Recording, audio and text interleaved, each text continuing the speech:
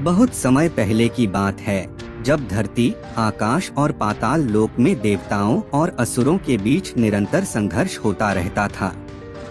स्वर्ग के राजा इंद्र देवता, जो देवताओं के सेनापति थे, अपनी शक्ति और पराक्रम के लिए प्रसिद्ध थे। परंतु असुर भी समय समय पर अपनी तपस्या और बल से स्वर्ग को हड़पने के लिए प्रयास करते रहते थे। असुरों के कुल में ब्रह्मासुर नामक एक अत्यंत बलशाली राक्षस जन्म लिया था। ब्रह्मासुर अपनी शक्ति बढ़ाने के लिए भगवान ब्रह्मा की कठोर तपस्या करने लगा।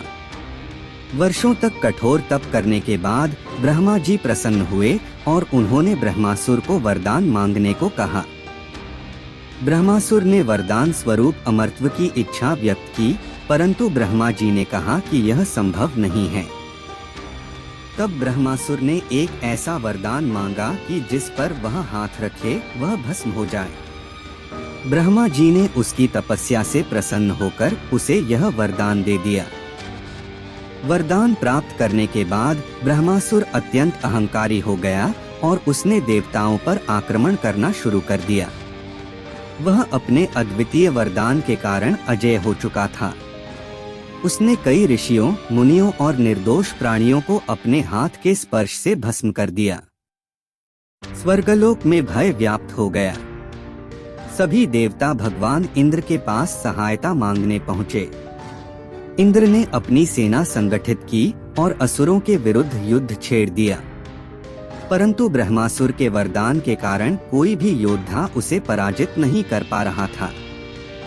भगवान इंद्र अपने वज्रास्त्र और दिव्य आयुधों के साथ युद्ध में उतरे। उन्होंने अपने इंद्रास्त्र, पाशुपतास्त्र और वायुवेग अस्त्र से ब्रह्मासुर पर आक्रमण किया, परंतु वह अत्यंत बलशाली था। उसके ऊपर किसी भी तरह की कोई असर नहीं हुआ। वह इंद्र की सेना का संहार करता गया। इंद्र ने अपनी पूरी शक्ति से ब्रह्मासुर का सामना किया, परंतु ब्रह्मासुर का वरदान उसे अजेय बना चुका था। वह इंद्र पर अपना हाथ रखने के लिए दौड़ा ताकि उन्हें भी भस्म कर सके।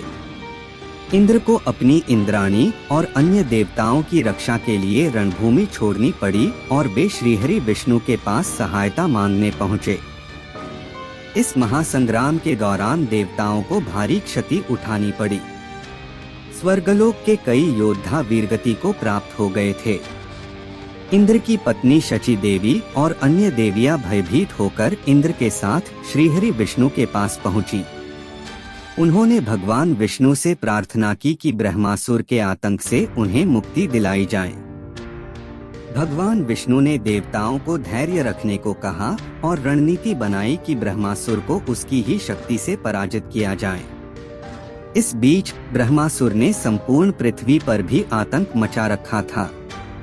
उसने कई नगरों को जला दिया और असंख्य निर्दोष लोगों की हत्या कर दी। नारद मुनि, जो हमेशा देवताओं और असुरों के बीच संदेशवाहक के रूप में कार्य करते थे, ब्रह्मासुर के पास पहुँचे। उन्होंने उसे बताया कि यदि वह वास्तव में सर्वशक्तिमान बनना चाहता है तो उसे स्वयं का परीक्षण करना चाहिए। नारद की इस बात ने ब्रह्मासुर को सोचने पर मजबूर कर दिया। ब्रह्मासुर ने स्वयं के अजेय होने की परीक्षा करने के लिए सोचा कि क्या वास्तव में उसका वरदान कारगर है। इसी बीच मोहिनी रूपी विष्णु उसके समक्ष प्रकट हुई और उसे नृत्य में लीन कर दिया। जैसे जैसे नृत्य की गति बढ़ी, ब्रह्मासुर अपनी सुध बुध खो बैठा। अंत में मोहिनी ने अपने सिर पर हाथ रखा और ब्रह्मासुर ने भी उसका अनुसरण किया।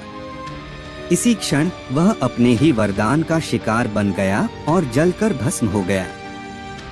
ब्रह्मासुर के अंत के बाद भगवान इंद्र पुनः स्वर्ग के राजा बने और समस्त देवताओं ने भगवान विष्णु की स्तुति की। इस प्रकार भगवान इंद्र और ब्रह्मासुर के बीच हुए इस भीषण संग्राम का अंत हुआ और देवताओं को पुनः स्वर्ग का राज्य प्राप्त हुआ। इस युद्ध के उपरांत देवताओं ने एक महायज्ञ का आयोजन किया, जिसमें भगवान विष्णु, महादेव और ब्रह्मा जी की पूजा की गई। देवताओं ने संकल्प लिया कि वे हमेशा धर्म की रक्षा करेंगे और अहंकारी शक्तियों का नाश करेंगे।